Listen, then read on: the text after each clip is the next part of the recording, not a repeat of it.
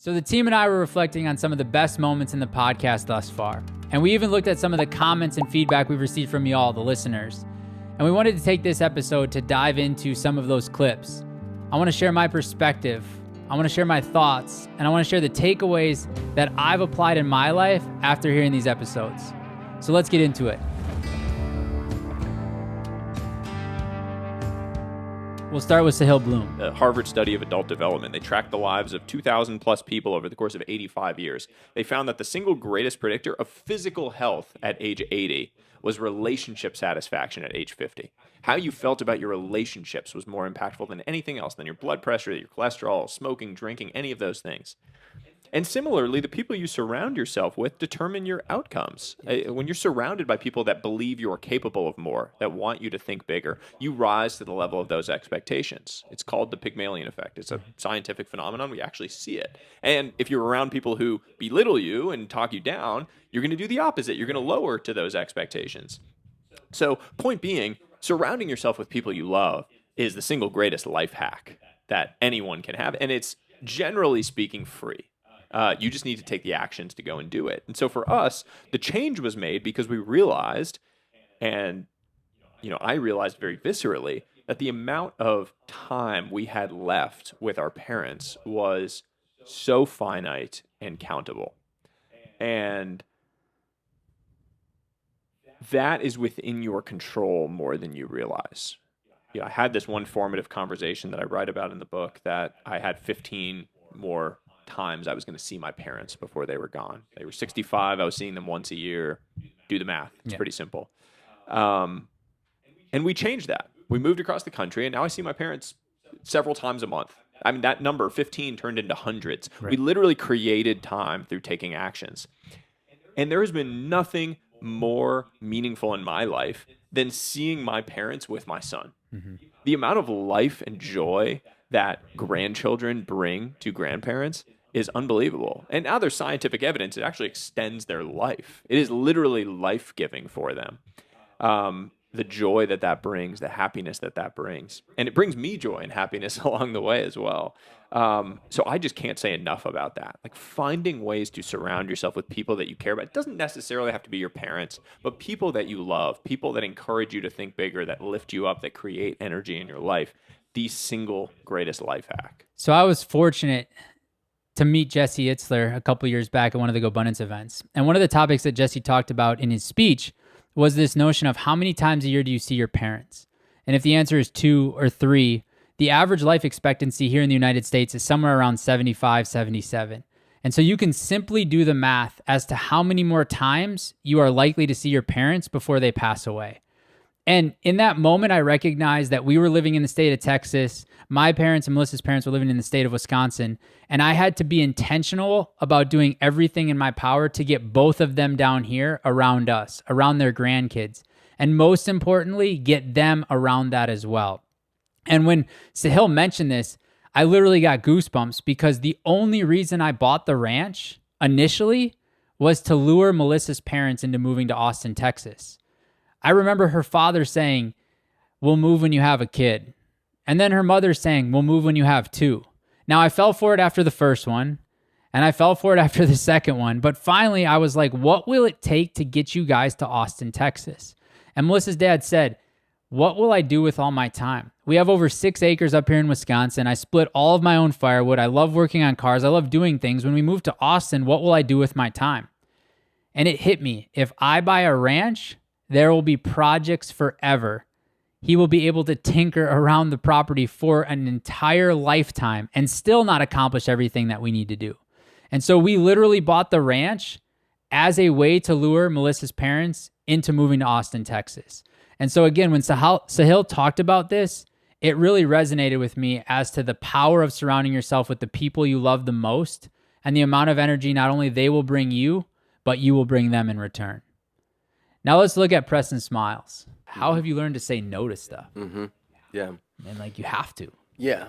I mean, that's bottom line. Like, even just the amount of podcasts that I get asked to be on. I it's bet. like, and I'm like, feel so, like, I'm like, oh, that's such a good person. But it's like, okay, well, that hour and a half takes away from all this other stuff that you say matters to you. So, no. I think I've just gotten good at not letting things stick to me. Right? To observe but not absorb is one of my biggest practices. So, I'm a bleeding heart, as you can tell, and so are you, right? Like, some people just really love humans and are like, so like, oh. How can I serve? Yeah. Correct. Yeah. How can I? Yeah. Exactly. Right. So I used to say no and then be like, well, actually, maybe it's not a full no. Yeah. Maybe just reach out to me in 3 more months and then I will be a yes. And I like bend my no. Yep. Right. Yep. And now I'm like, hey, thank you so much. Like, I genuinely appreciate that you would want me on your X, Y, and Z, or that you want me to help you with this thing. I am not available for that right now, but I just want you to know I think you're dope. Yeah. And then, woof, Let clean, it go. right? Yeah. Let it go. So this concept of observe and not absorb was something that really hit me. In the moment when we recorded Preston's interview, I was wrestling with this desire to say yes to everything and everyone. And in this conversation, it hit me that saying yes to something in the business life is also saying no to my kids and my wife.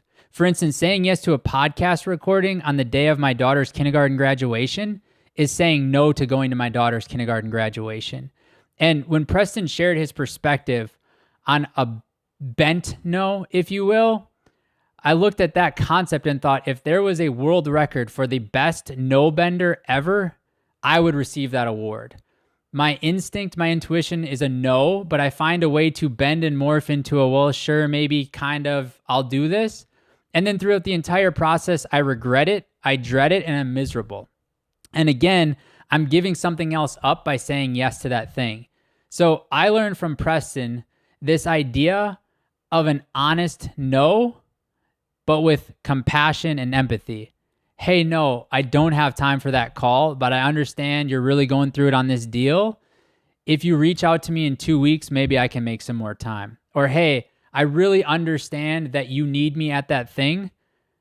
However, my kids, my daughter, her kindergarten graduation is far more important than anything else on my calendar, and I'm going to have to say no this time. But like Preston said, hey, you're dope. I see you. I appreciate you, but the answer is no.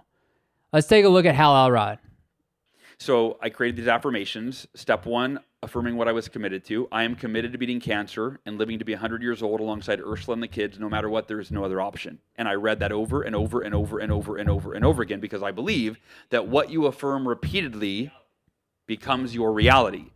So it was like, rather than go, well, what if I die? What if? It was, I'm committed to beating cancer no matter what. And then I had a list of 5 of the most compelling reasons why. Why was I doing it for my wife, doing it for my kids, doing it for my mom and dad, doing it for myself, doing it for the people that I could inspire by my journey, right? So I had these really compelling affirmations of why I was doing it that were so compelling that when I felt like giving up and I was scared, I'm like, no, I'm committed to beating cancer for Ursula because I promised her forever and a day, and my mom and dad don't deserve to lose another child, and on and on. And then I had all my affirmations of what I would do to beat it, like how I would approach it in terms of my mindset, in terms of the supplements I was taking, in terms of the holistic protocols and practices, how I was using my Miracle Morning to beat cancer, like all of that. And every day I would read, it was in one page, I would read that, and it would focus my mind, my beliefs, my emotions on, I got this. Yeah. I'm beating cancer. I'm going to heal myself. The challenging part was I had to simultaneously prepare to die in terms of logistics, right? Yeah. Like, it would be irresponsible as a father to be like, I'm going to beat cancer, so I'm not going to make sure all my affairs are in order. Like, no. So it was this, like, that is the craziest thing to be like, all right, I got to have this mindset where I'm going to beat cancer, and I've got to set everything up for dying. When I look back on this clip, there was a question that I should have asked Hal, but I failed to. And that question is, how many affirmations do people tell themselves every single day in their own head that they don't even recognize is truly an affirmation? What dawned on me through this conversation with Hal is the stories that I tell myself in my own echo chamber of bullshit in my head is who I become, what I become, and the actions I take. You know, there's that saying, you are what you eat. Well, that rings true too for you become what you say to yourself and to others about yourself. And so this allowed me to really reflect on the words I was telling myself, the stories I was buying, And the narratives that popped into my head when I felt shame, when I felt regret, when I felt remorse, and then look on how often am I actually becoming that person, because that is the narrative I've already given myself. And so this was a great reminder to go back and look at my affirmations and also take affirmations and start instilling them in my kids. I mean, Rylan's 6, Bodie's 4, Marley, she's a little bit too young yet at 9 months, but it allowed me to say to myself, what do I want Rylan to say to herself about herself every single day? And start rehearsing those affirmations with her in the morning, in the evening. Make sure she's speaking good, positive words into existence about the girl, the woman she's going to become in life, rather than accept the narratives of judgment and shame and blame that the world is going to give to her. Let's take a look at Chandler Bolt. And it just reminds me of the Les Brown quote that I love, where he says, it's better to be prepared for an opportunity and not have one than to have an opportunity and not be prepared. Yeah. And my parents always talked about growing up this concept of bloom where you're planted. Mm-hmm. Like, hey, it doesn't matter if you're a street sweeper or you're sweeping the office building, be the best sweeper that ever existed, and people will notice. So there's a story and this concept about be careful because the house you're building may just become the house you lived in. The old story talks about this woodworker who was getting ready to retire, and his boss came to him and said, hey, I recognize you want to retire. I appreciate all your hard work, but I need you to do one final project for me. And the woodworker, who had worked a long time for this man, said, like, okay, fine. And you could tell he resented it. You could tell he was regretful that he took the project on. And so as he did this project of building this house, he started cutting some corners. He cut corners that most people wouldn't recognize. He cut corners that most people would never notice, but he cut corners that he never did in his entire career up until that point, because he wanted to be done with the project faster. And when the project was complete, he went to the boss. He was super proud, mostly because he was about to retire. And the boss looked at him and handed him the keys and said, congratulations, you just built this house that you now get to have, that's now yours. And when Chandler talked about this, I reflect back on my journey through Gobundance. I never recognized that serving on the Go crew was actually building the house that someday I would get to reside in. I didn't understand that when I started on Go crew at 23 years old, the culture that was being built, the mindset that was being built, the ability to go the extra miles for our members in that moment was going to become the blueprint and the ethos for the tribe that someday I would get to serve as the CEO of. And so when Chandler talked about this, it just really reminded me of no matter where you're planted, as Chandler said, or no matter what task you're given, do it as if someday that house will be yours. Take pride in that moment, because you never can connect the dots looking forward. Let's take a look at Brian Luebben. I'm working on this whole concept right now where it's just like the effort that it takes to go from the top 90% to the top 10% is substantial, but the effort to go from the top 10% to the top 1% is like 10 times that. Yep. And so like that's the jump that we're making, is that jump from like good to great, excellent to elite. Yep. And what most people don't realize is it's like a multitude of 100 times harder than even getting to the league. What do you think is holding you back from doing that? Time. Reflecting on this clip, one of the things that I would like to challenge Brian on is, why does it have to be exponentially harder? You see, I think we take all of these stories and these notions and we give them this glory and this complexity that's going to bring us more pride through the achievement of it. So for instance, why does going from the top 90% to the top 1% have to be hard? What if you asked yourself, who do I have to become? Who do I have to hire such that going from the top 90% to the top 1% is easy, effortless, and in alignment with who I want to be as a human being? I think our mind is wired to answer questions, and I think our mind is wired to create the reality around the question we ask ourselves. And so if you truly think that you're going to have to put in exponentially more effort to go from the top 90% to the top 1%, then guess what? God, the universe, your reality, whatever you believe in, is going to give you that. It's going to give you a situation where you have to work exponentially harder. The question we should ask ourselves is, who do I have to become? Who do I have to hire? Who do I have to learn from, such that going from the top 90% to the top 1% is effortless, fun, and I don't have to lose myself in the process? Let's look at Carly Brown. My top 3 life values, and like, I'm going to break some parents' brains maybe, but mine were health, business, family. Yeah. And I think that it's like, oh, but you don't put your kids first. Well, my way of loving my children fully and completely is making sure their mother's in optimal health, running a business that allows us to live a freedom-based life where I can keep them home. I don't have to put them into a system that doesn't align. And that is then. And then from there, I get to show up fully and completely with them as mother in my power, because I believe that's the most powerful thing I can give them. So understanding my values of health, business, family also allows me to make really clear decisions of like, that's a yes, that's a no. Does it align with my values? So what's interesting about this is the amount of hate and shame we have received from this part of the clip exactly is mind-blowing to me. You know, there's this saying like, don't throw stones at people that live in glass houses. I commend and applaud Carly for showing up authentically as herself and speaking her truth, even on a public platform like the podcast. And honestly, in the moment, there was thoughts in my head going around like, do I believe that? Do I think it's bullshit? How do I feel about that? What would my wife think if that's how I lived? But when you listen to the words she spoke after she made that bold statement of I approach my life from health, then business, then family, she went on to say that it allows her to show up as the powerful mother that she is meant to be. So in reality, she does prioritize her family first. She just knows that in order to be the best version of herself for her family, she must first put on her oxygen mask, take care of her health, take care of her business that allows them to have the freedom and flexibility that their life has, and then she can focus on her family. Because for her and her family, what's most important is freedom, flexibility, and empowering her children. And she knows without her health and without her business, none of those things are possible. You've done it all. You've built the business. You've made the money. You conquered the grind.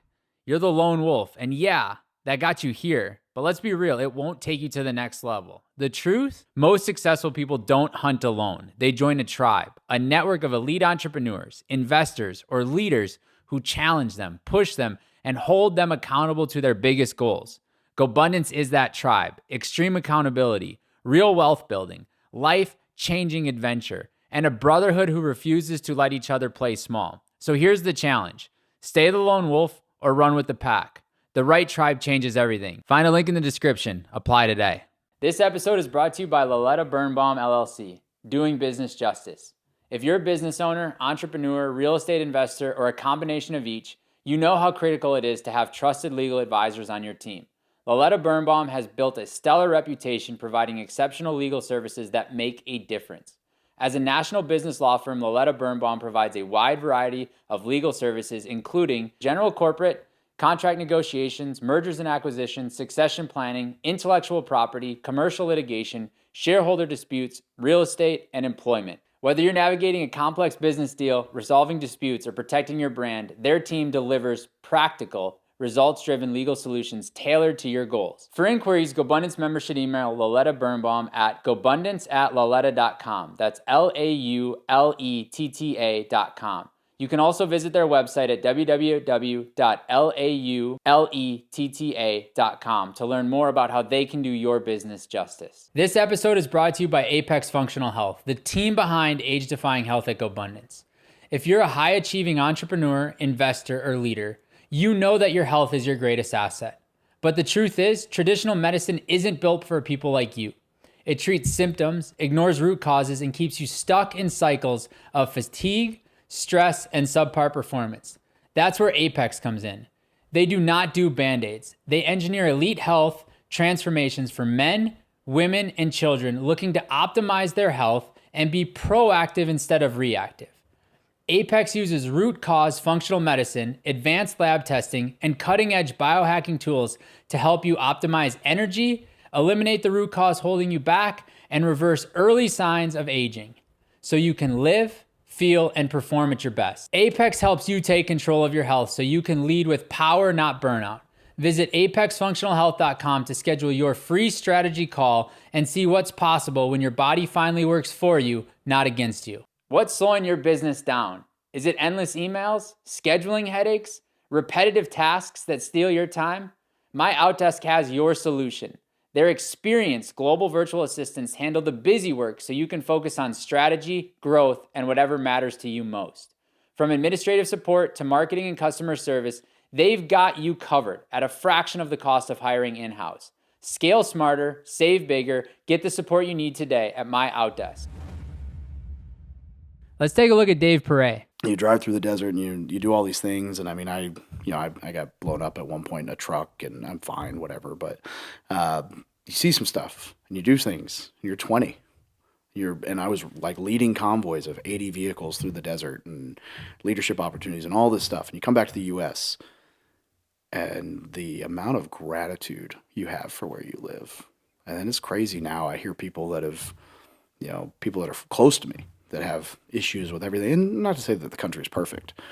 I'm like, dude, leave. And they're like, I'm like, no, I'm not telling you to move to South Africa, right. like leave America. I'm telling you, get your passport and go travel to South America, Asia, Africa, Europe, wherever. Go anywhere. Maybe not Paris. Go somewhere where the people actually like have to work to survive. And come back and spend a month and you'll love everything about America. Damn, the amount of gratitude I have for the life that I'm able to live from this conversation has literally changed how I drive to work each and every morning. I mean, the USA is the best place to live in the entire world. Like everywhere, we have our faults, we have our flaws. But if you look at the support system we have, the freedom and flexibility we have, the ease of water and food and shelter, this is the best freaking place on earth. And when Dave dove into this, the team and I reflected on just how grateful we are to even be able to podcast, to even be able to sit here and create content, to be able to walk out in the ranch and look at zebras and longhorns and goats and donkeys and pigs and sheep. Like, we have so much to be grateful for. And what I think Dave was really highlighting here is what you focus on expands. If you focus on the negativity, that is all you will see. But if you focus on the gratitude, if you focus on all the amazing things in this world and in this country, the United States of America, you will see so much beauty and so much peace everywhere you look. Look at what just happened with the natural disaster in South Texas, the floods in Kerrville. It was a horrific event, and I cannot even fathom to understand what the families of those victims must be feeling and going through. And yet you have people online having the nerve to say, this is what you voted for, that's what you get. Nobody in the United States of America voted to lose their child. Nobody in the United States of America voted for a flood to totally destroy a camp where kids have gone for many, many years to make some of the best memories of their lifetime. But yet people have the nerve to say that it's because of our government and because of this country that that's what those families get and that's what those families deserve. Again, I appreciate the heck out of Dave. I appreciate the heck out of every man and woman that has chose to serve our country, protect our freedom, and defend this amazing place that we have to live.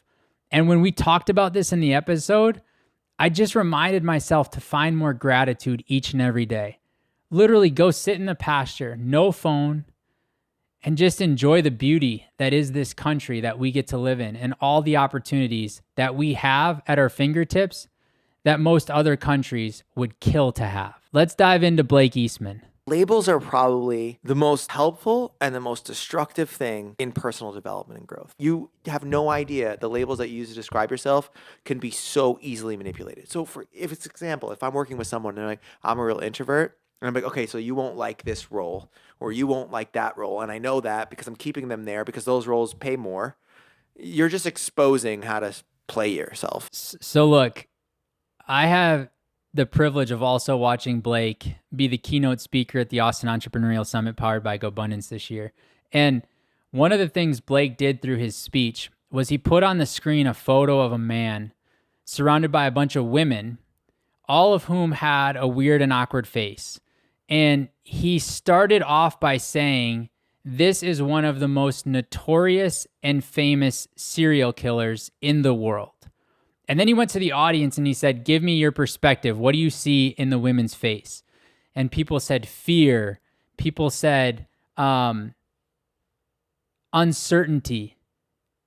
And then he flipped to the next slide and he said, I gave you that label to show you as proof, as evidence, as to the label you give things and the meaning you then apply to them thereafter. And that next slide literally said, this is the most generous man in this country.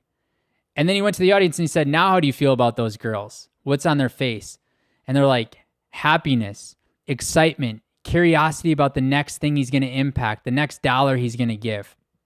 And through this clip from the podcast and through that speech, I have really caught myself removing labels from the things that I used to give labels to without truly understanding what they were, whether that be people or whether that be things. Like even take this, for example. The other day I got stuck in traffic and I was so freaking annoyed that I had to sit in construction and I had to sit in traffic. And the label I gave that was, this is inconvenient. I'm going to be late. I hate sitting in traffic. I hate going slow. And I sat there in that moment. I reflected back on this clip and I thought, well, what if the label instead was, thank goodness that this traffic is here because it is allowing me to not go through a light when somebody else is going to run a red light and T-bone me.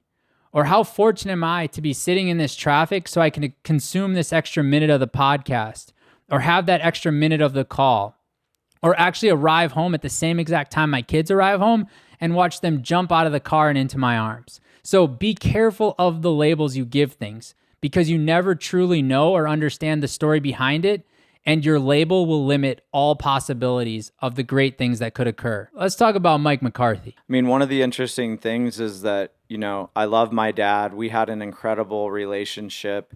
We built an awesome business together. He told me that he was proud of me at some point. And at the same time, he had a hard time connecting with me. And his dad had a hard time connecting with him. And then my grandfather's father passed away when he was 5. So you can see this pattern started where it was nobody's fault. And my grandfather had to grow up without a dad. So, of course, he didn't know how to connect with his son. So I think there's probably in every family some story of trauma like that that's passed down. And my work in this lifetime has been to identify what is that in our family. And that's the thing. It's connection to my kids. And I noticed, which was really uncomfortable, me having challenges connecting with my kids. It didn't feel comfortable to play with them and do the things with them that my wife was. And I really had to look in the mirror and be like, what is that all about? And, I struggled with it for many, many years and even just tried to pretend like it wasn't a thing. And then it just bubbled up enough over time where I'm like, I've got to work through this, and it's not about working on it out there. It's all about working on it in here. So I think you can see in that why legacy and bringing my kids along on the Fambundance journey and having these type of family structures in place. It's all in an attempt to make sure I write for all of my ancestors this trauma that's been passing down. So I like to imagine my great grandfather that passed away young, who probably didn't have any choice in it. I'm sure he didn't want to die. Is hey, I'm doing this for you, and for me, and for my children and their children. And I think that's the real work of most entrepreneurs. They just maybe haven't realized it yet, because oftentimes when you achieve massive success, the thing that's driving you, that you think is driving you, I'm going to get happy if I close this big deal, or everyone will be proud of me when I get there, is when you get there and you get the thing and it doesn't provide the feeling that you think it should, then it's devastating. It's a really interesting perspective. And I truly believe what Mike is saying to be accurate, that the trauma that our parents and their parents and their parents' parents carried, most often not by choice, dictates the actions and the behaviors we have. But I choose to look at this a little bit differently. I can't go back and change how my dad was raised. I can't go back and change how my grandfather was raised. And so honestly, it's not my job or my responsibility to try to rewrite those stories, but it is my job and my responsibility and my opportunity to look at the stories I'm creating that 3 generations removed from me will look back and go like, oh, great grandpa Matt, he gave us those stories. And one of those things for me is feelings. I've never felt comfortable feeling things. And I know this is going to surprise a lot of you listening, especially those of you who know me closely, but I don't like to feel. It's scary. It makes me nervous. And mostly I tell myself that it makes me weak.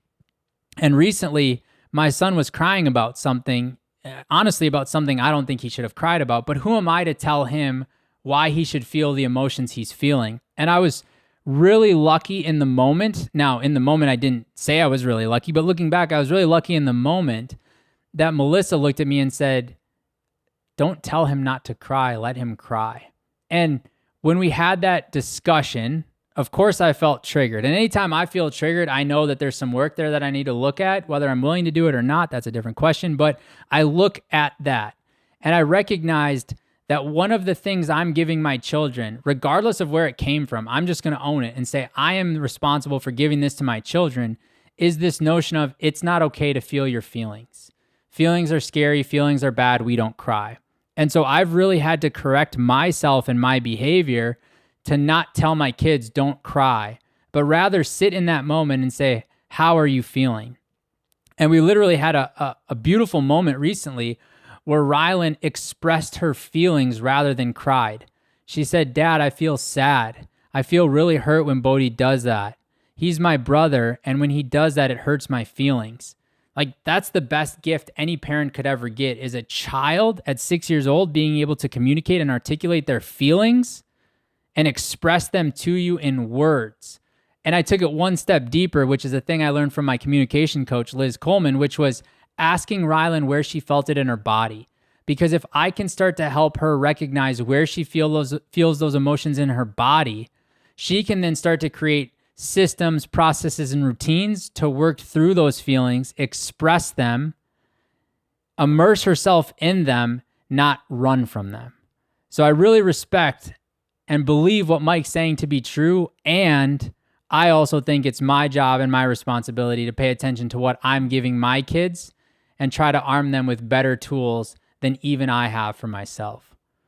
Let's take a look at Diego Corzo. That I've been super blessed to be one of the, I would say, one of the successful dreamers in the US, because I'm undocumented, I don't have papers or anything. But I feel like I keep going because, number one, my parents made their sacrifice to leave their home country of Peru to come here. And the sacrifice that they did that I saw when I was a kid, it will be a disservice if I didn't become the best version of myself, because that is what they taught me, right? And if I just limit myself to a regular life that is nothing wrong, but I feel like pushing for my potential is one of those things that no matter what obstacles I have to see what my potential is. So look, Diego is one of the most badass people that I've ever been around. I mean, this dude had all of the odds stacked against him, and in spite of all of them, still found a way to achieve financial freedom, start his own business, and build the life that he knew deep down he was capable of. And what hit me through this discussion with Diego was there are billions of people in this world. And my worst day for many of them would be their best day. The problems that I'm facing on a daily basis, most people would die to have. And yet here I am using those bad days as excuses for why I'm not going to go out and continue to persevere in spite of them, take advantage of the opportunity I have in front of me, and try to really see what my true and ultimate potential is. And when I had this discussion with Diego, I was wrestling with some things like imposter syndrome. I was wrestling with some things of like, maybe I shouldn't be in this podcasting space. Maybe I shouldn't be doing this. Maybe I shouldn't be a CEO. And when Diego said those words of I have a responsibility to see what my true potential is, it really lit a fire inside me to let go of all those stories, all those narratives, and say, I owe it to myself, I owe it to my family, and I owe it to the people that I think I can impact to go out there and be the best version of myself that I can possibly be and see what I am truly capable of.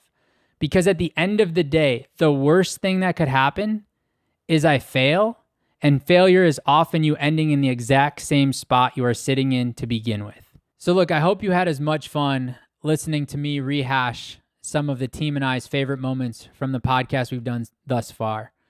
I appreciate you all being here. I appreciate you leaning in, and I appreciate you listening to the words and the wisdom that people have to share on the podcast and applying them to you in your life. See y'all next time.